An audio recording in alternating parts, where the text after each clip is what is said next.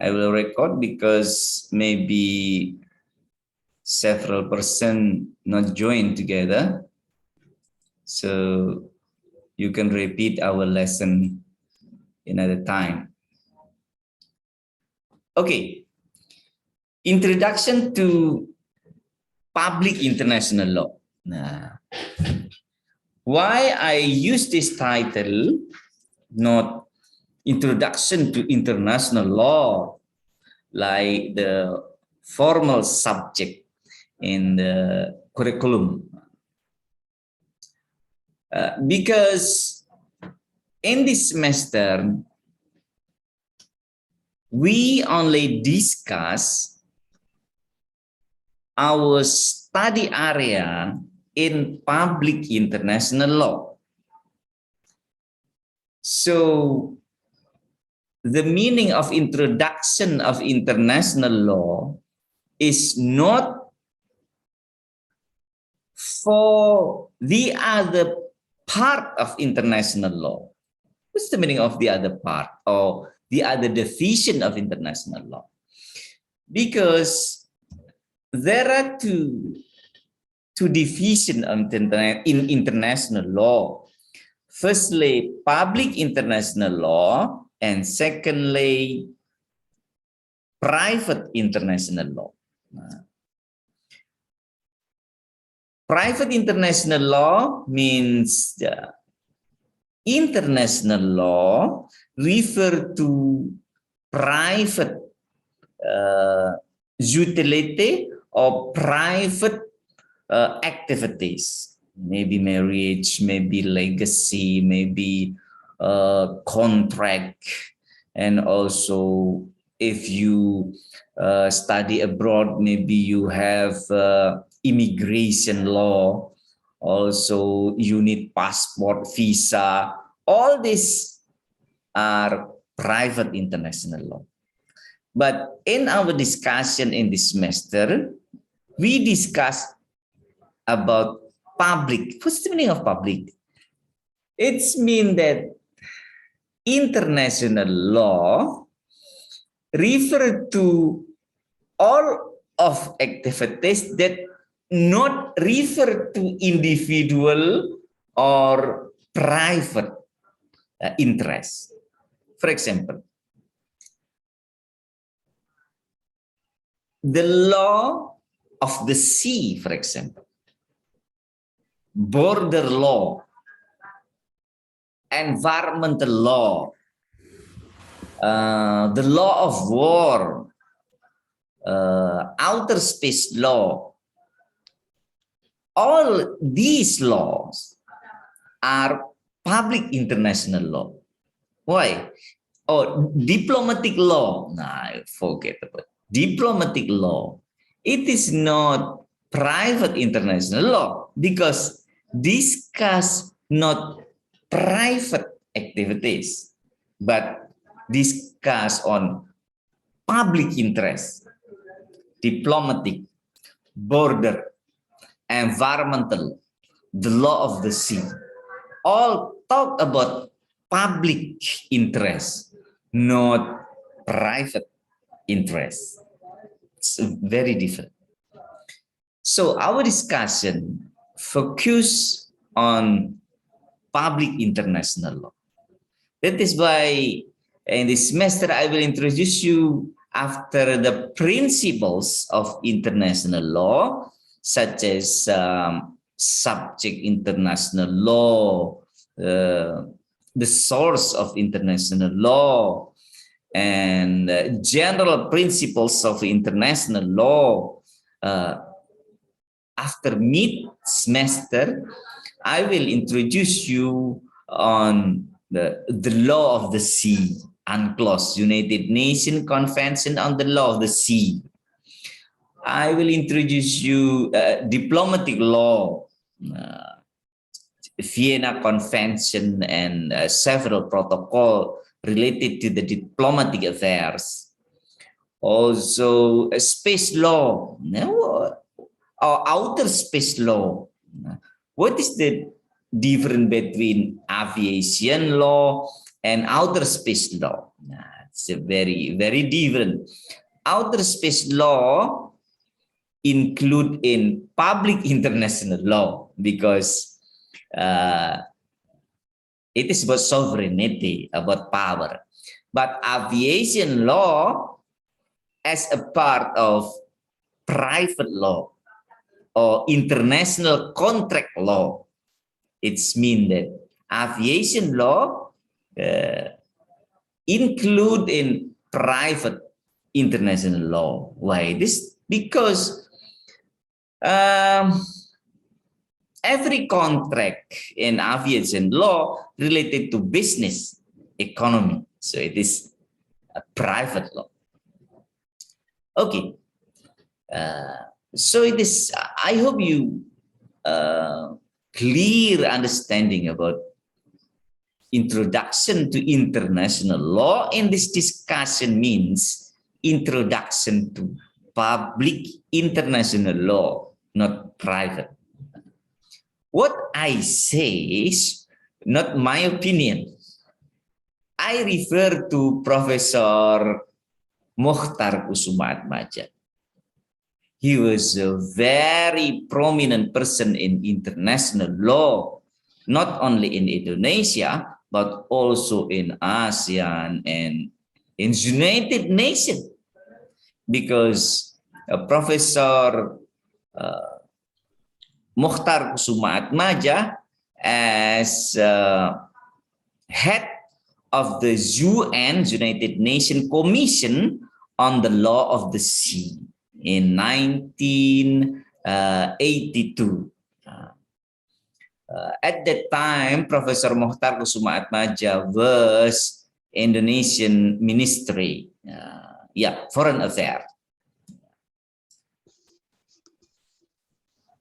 Okay,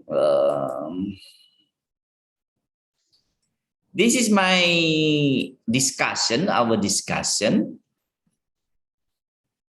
General syllabus on introduction to public international law.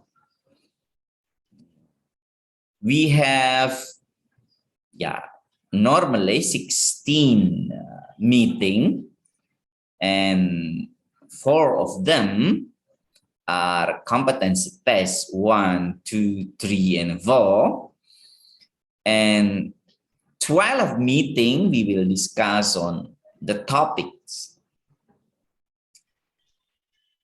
In the meeting 1 and 2, include today, we will discuss about the syllabus, now, rules of the class, aims of international law, and basic understanding of international and national law. We will discuss firstly in this meeting about the rules and also the basic understanding. Secondly, second topic, in the meeting 3 and 4,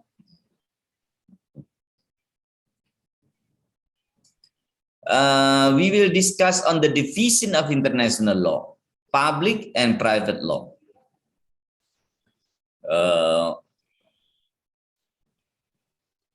I just mentioned 7 or maybe 6 to be discussed in this meeting, because there are many dimensions, and public international law always develop their studies. So, for example, in the beginning of United Nations established in 1945, 48, environmental law is not a discussion in international law. Outer space law also not as a topic for discussing in international diplomatic arena. Also, the environmental, outer space, and the law of the sea also in a simple in a simple principles at that time. But because of the invention, innovation, and in-depth discussion among the scientists and diplomats, the body of the science, the body of knowledge of public international law grow up and grow up. So if you compare the international law in the beginning of United Nations until today, it is about almost 80 years. You will see the development of the international law, especially on public international law. If you see the discussion on the space law, for example, in the end of 50s, 1959 discussion in the UN about the outer space law, about the moon and the other celestial bodies, and also the planets. So human being is very creative. At that time, there is no person come to the moon, but in 1959 until 1967, a discussion on what is the law regime if there is a person come to the moon and the Mars and other celestial bodies. What we discuss about the fact that in the future there is a person will come to the moon. It is several years before Neil Armstrong and Edwin Aldrin come to the moon. So the development of the public international law is very rapid, rapid growing science in international relation. You can compare, for example, the principle on diplomacy really related to the many habit or custom in diplomatic law refer to 18th, 19th centuries. But discussion on public international law always new and renew, because the development of public international law is very rapid growing. Okay, so in the division of international law, I will discuss on the several division. Firstly, diplomatic law, because it is very important for international student to know about the principle on diplomatic law. As introduction, because in the next semester, maybe in the semester 5, you will get more about the diplomatic law. Secondly, about the law of the sea. As I mentioned before, it is very important for us because Indonesia as archipelagic state, you know, the maritime policy today is our national mainstream policy. So all of the President Jokowi grand design in our development always mention about the maritime development. And that is why the law of the sea not only related to the sovereignty or our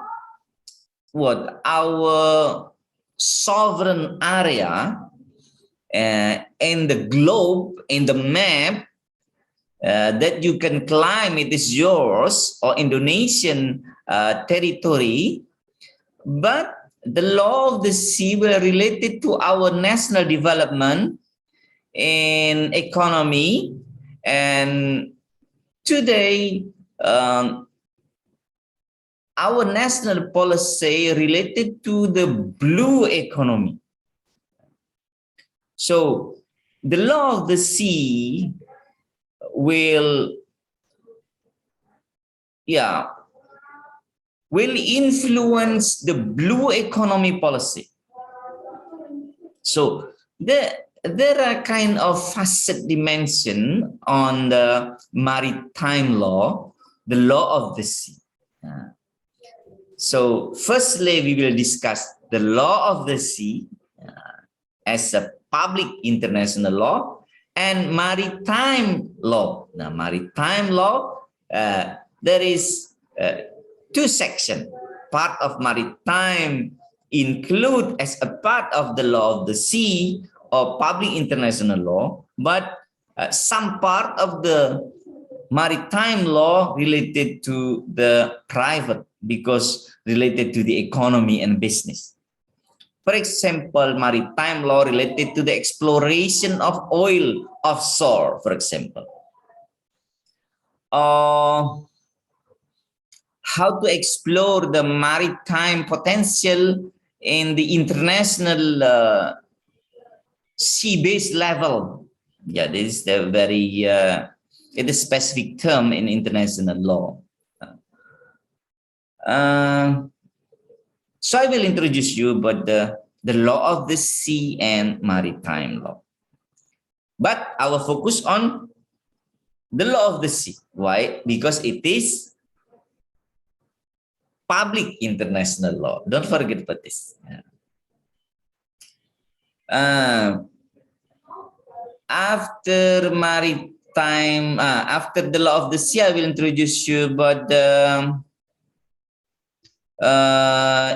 international humanitarian law. International humanitarian law.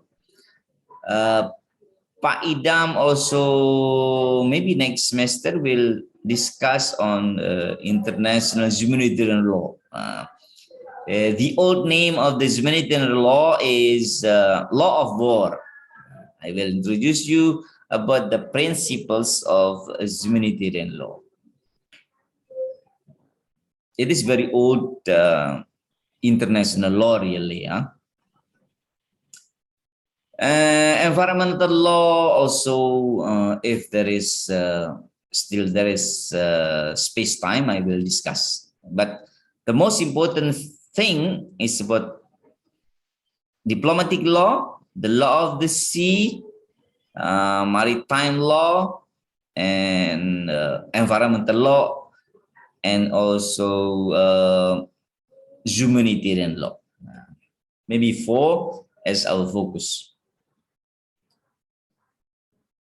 After that, we will discuss the subject and the source of international law. If I can make more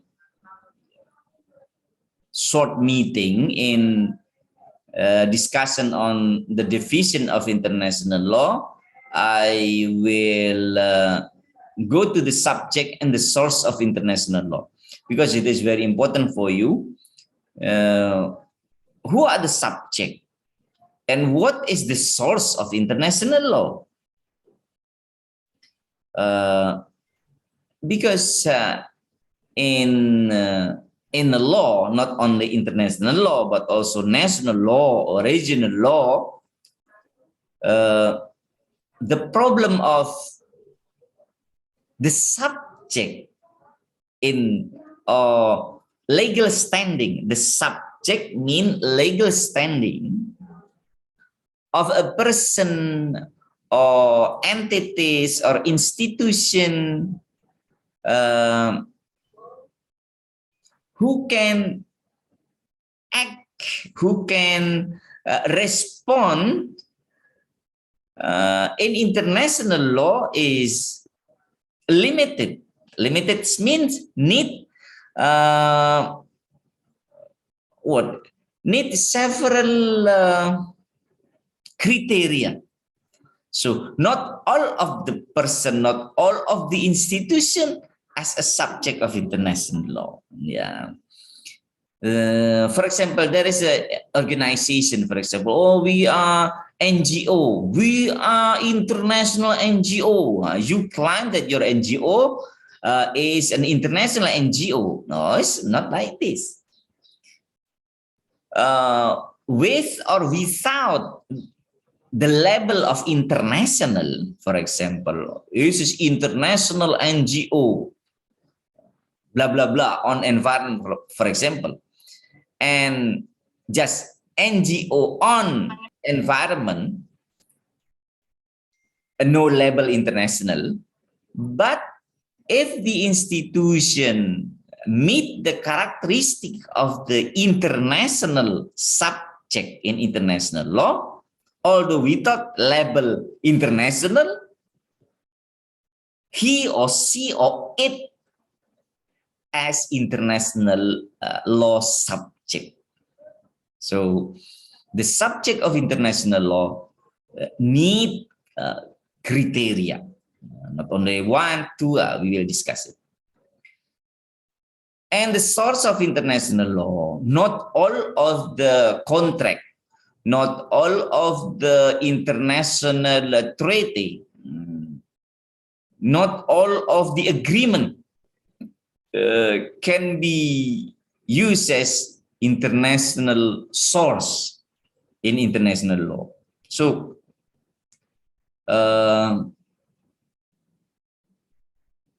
international treaty under UN, United Nations, agreed on several sources of international law, not all of the source. Okay. And the next topic in the meeting 7 and 8, we will discuss on the relation between international and national law. You remember about the ratification. We will discuss on the ratification, accession, and also recognition in international law. Why and how international norm can be applied in national area. It is not automatically. There are many, not only several, but many international treaty that the Republic of Indonesia until today not ratified. Why? Because of the political reason. Because maybe if we ratify, it will,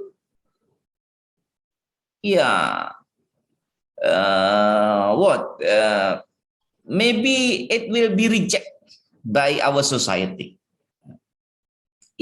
Principle on human right, for example, the liberal human right principle is not acceptable in majority Muslim country like Indonesia. So not all of the liberal human right principle adopted in Indonesia. We will discuss next.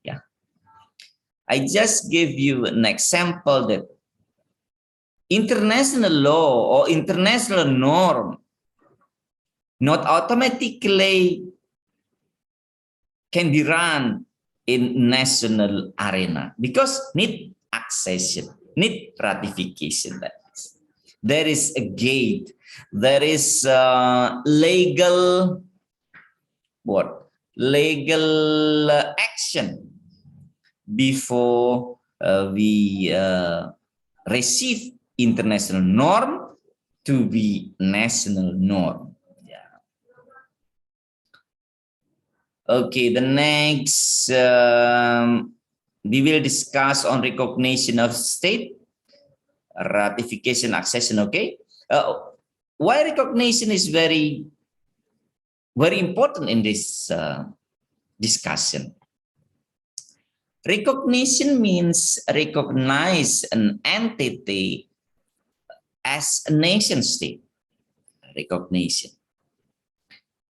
Without international recognition, it is impossible for us to enter international law or to enter international society. Because your legal standing as the subject of international law needs recognition. And the discussion on recognition is very unfair discussion. Yeah, but we will discuss it next. Yeah. Unfair discussion. Why? Because almost majority the principles come from Western discussion in Westphalia in 17th century. You remember that in 1648 there is Westphalia Treaty, and there are many principles come from this meeting, this treaty. And at that time, the position of almost except European territory, all of the globe except European country defined as a barbaric country. So they only recognize European country as nation state. Although in the other part of the world, there are kingship system, there are big king in China or in maybe in Java, in Kalimantan, in Africa. All of these entities not recognized as international subject in international law at that time. That is why there is colonialization. Why European country come to the other part of the world to enlarge their land and political influence to colonize the other part of the world? Yeah, because in European discussion that the other part of the world is not recognized as an entity that have sovereignty to govern a society and the land. They only recognize European countries. Yeah, that is why I say that this discussion is not fair. It is unfair principles. And there are many legacy on the tree that this unfairness still going and happen today. Yeah, we will discuss it. Diplomatic law, the law of the sea. Yeah, okay. Yeah, these are the topics, but it is not frozen and we cannot change this topic. Absolutely, we can change it if we need it in the running program. But generally, this is our plan topic that we will discuss in this class. Okay. Our references, firstly, the book from Professor Mohtar Kusuma Atmaja, Pengantar Hukum Internasional. Also from Professor Burmauna. Professor Burmauna is a diplomat like Professor Mohtar Kusuma Atmaja. And I hope until midterm we will discuss the book from Professor Mohtar Kusuma Atmaja. We can finish it in the meeting 7 or 8 meeting, because it is very important a book. Professor Burmauna as a diplomat and also as a scientist, both person are friend, very close, and senior diplomat.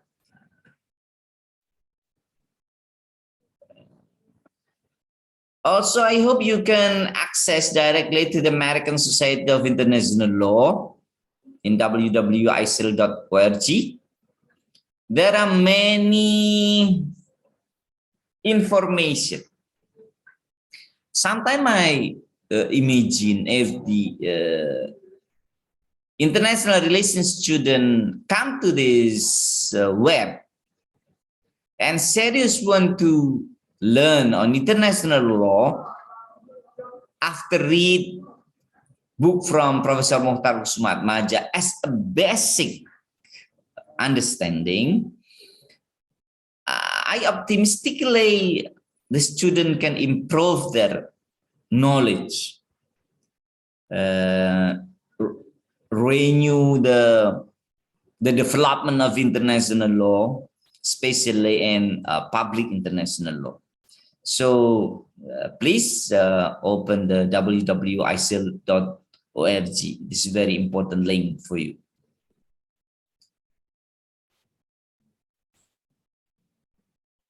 Yeah, this is the web.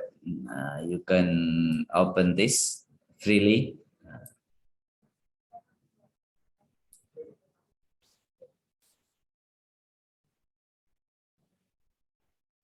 Okay. In the first meeting, I will give you a kind of a quotation. So, yeah, you can increase your understanding on international law. I refer to Professor Mukhtar Kussumaatmadja. What's the meaning of international law? In the modern approach, why there is a modern approach? Because there is a classic or traditional approach that is very different from modern approach. In the modern approach, the meaning of international law is the body of law that regulates the activities of entities possessing international personality. Possessing international personality. Entities who possess international personality mean he or she or it are the subject of international law. So, why in the first discussion we talk about the subject? Why the subject not in the fourth meeting? Yeah, because in the law, not only in international law, the subject is very important. The body of law that regulate the activities of the entities possessing international personality. Entities who possess international personality mean the subject of the law, the subject of the law. Who are they? The subject of international law, both state actor and non-state actor. State actor and non-state actor. This, okay. So the body of law that regulate the subject of international law. Who is the subject? State actor and non-state actor. Maybe NGO, maybe international organization, maybe entities, international entities. Professor Mukhtar Kussumaatmadja stated that international law or hukum internasional adalah keseluruhan kaidah dan asas yang mengatur hubungan atau persoalan yang melintas batas negara. So cross the country.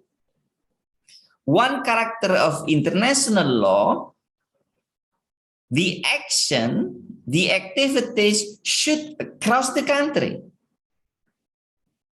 Not between Bantul and Gunung Kidul, not between Yogyakarta and Aceh, no.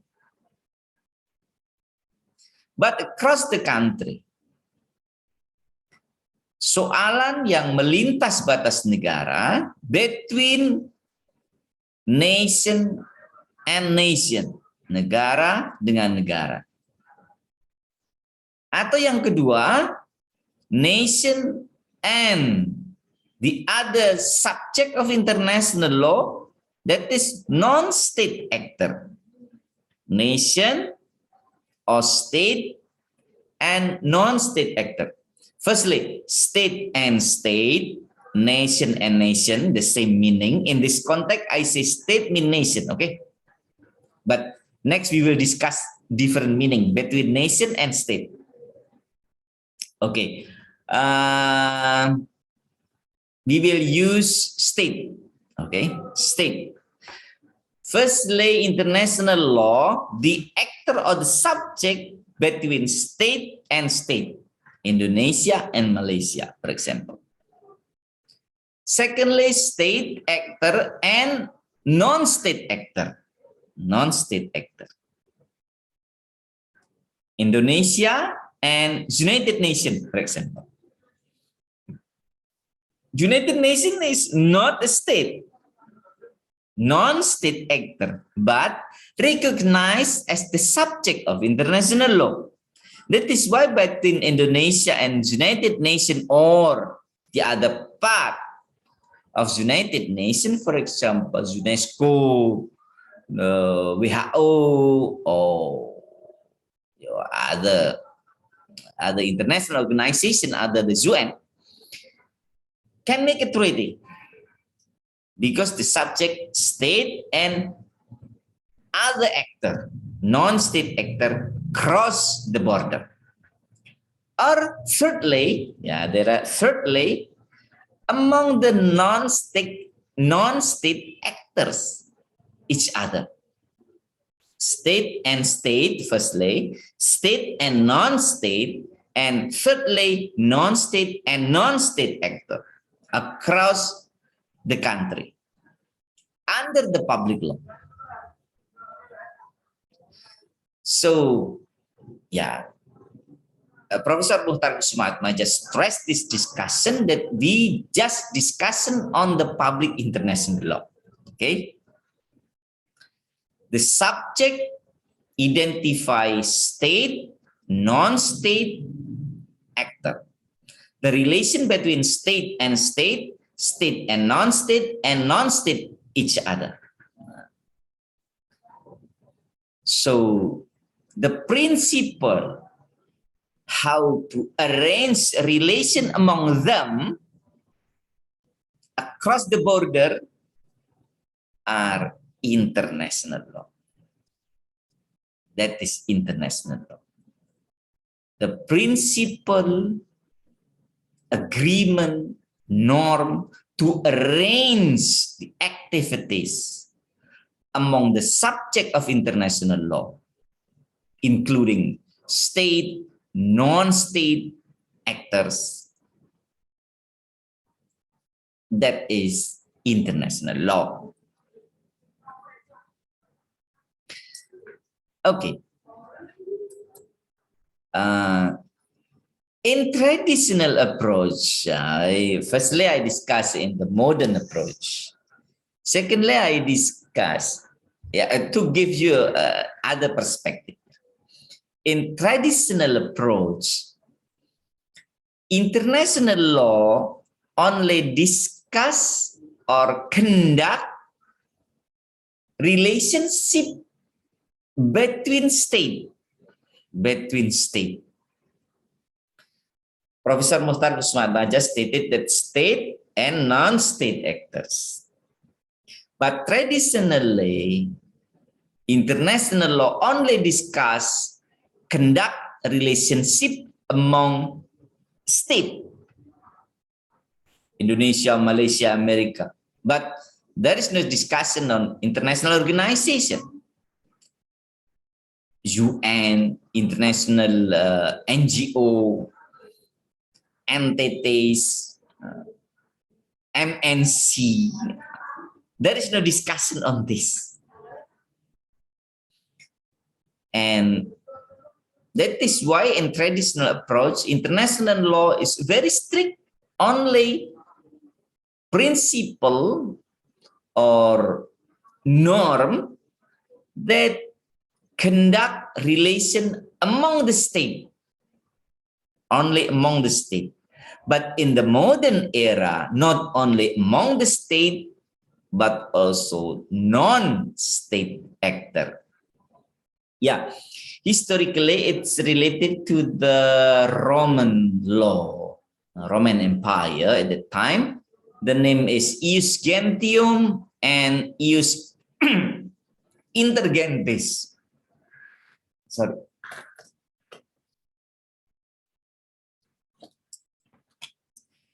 Ius Gentium means the law of the nation in traditional perspective. The law of nation. International law that conduct only relationship among the nation. This is the traditional approach. But today we refer to ius intergentis. Ius intergentis really originally is national law in Roman Empire. I mean, the term of ius intergentis really basically come from Roman national law. But today, the discussion of this principle apply in international law or applicate in international law. So international law in the modern perspective today refer to ius intergentis, that the principles or norm not only conduct, not only governed relation between the state and the state, but also nation and other actors, non-state actor, or in this context, we can say people, society, international society. People in this context, international society. So now we can understand that our discussion on international law today refer to ius intergentis, not ius gentium. Sometimes some people forget about these principles. From traditional perspective, go to modern perspective. From ius gentium, go to ius intergentis.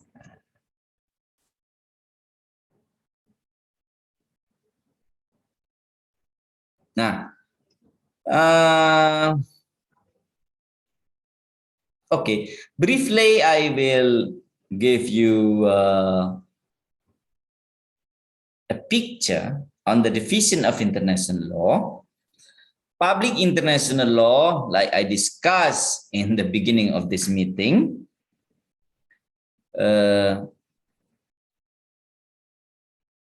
generally based on the international treaties, ICG, there are two tribunal, there are two office in international society.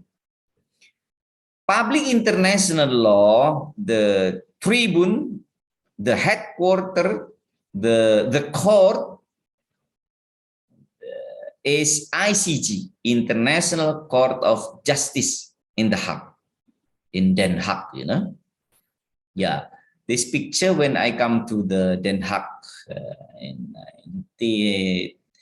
2016, 2016. And in the same town, also in the Den Haag, there is the ICC, International Criminal Court. Indonesia not joined in this board. Like I stated before that not all of international treaty we ratify or we join. If you come to ICC, Indonesia not join in this court, private international law, conflict of the law between different national private law ICC the Hague. In the ICC, then Hague. Yeah? So if you see this tribunal, public international law, ICG, it is under United Nations. But ICC, it is private, fully established by international society, not UN, not formally state, but initiated from the NGO and supported by the nations.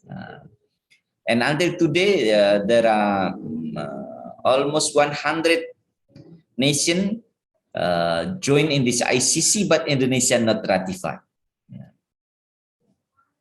In the same place, there are two offices in international